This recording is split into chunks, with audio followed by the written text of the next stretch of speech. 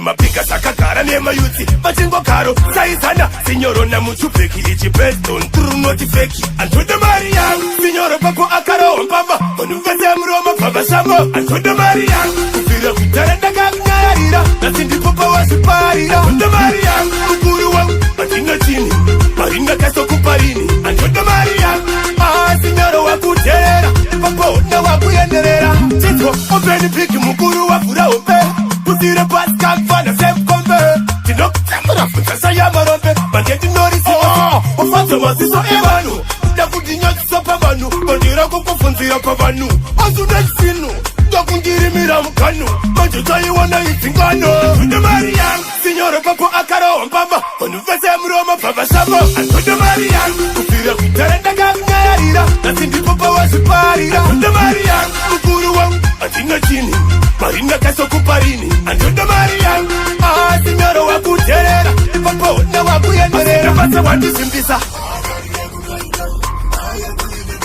Papa nakana senti Apanda kuda marierent Apa wantirova tini parula neye Makatanyara Kesho iri lockdown ni mapika sakakara nema yuti Machingo karo saizana Signoro na mutu feki Ichi beston True not feki Antoda Mariam Signoro pako akaro mpama Onuvese mroma papa shamo Antoda Mariam Kufira kutarenda kaknyarira Nasindi popa wasiparira Antoda Mariam Ukuru wangu Atina chini Maringa kaso kuparini Antoda Mariam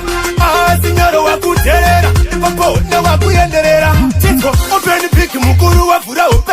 Putire pascal fana sem kombe Tino kamera futa sayama rompe Bageti norisi Ufanta masiso ebanu Dakudinya tsopa banu Bandira kukufunzira pa banu Azuna sinu Dakungiri miramukanu Majuta iwana itingano Antoda Mariam Signore papo akaro mpamba Onuvese mroma papa shamo Antoda Mariam Kufira kutarenda kaknyarira Nasindi popa wasiparira Antoda Mariam Ukuru wangu Atina chini Maringa kaso kuparini Antoda Mariam Signoro wakuterera Papo na wakuyenderera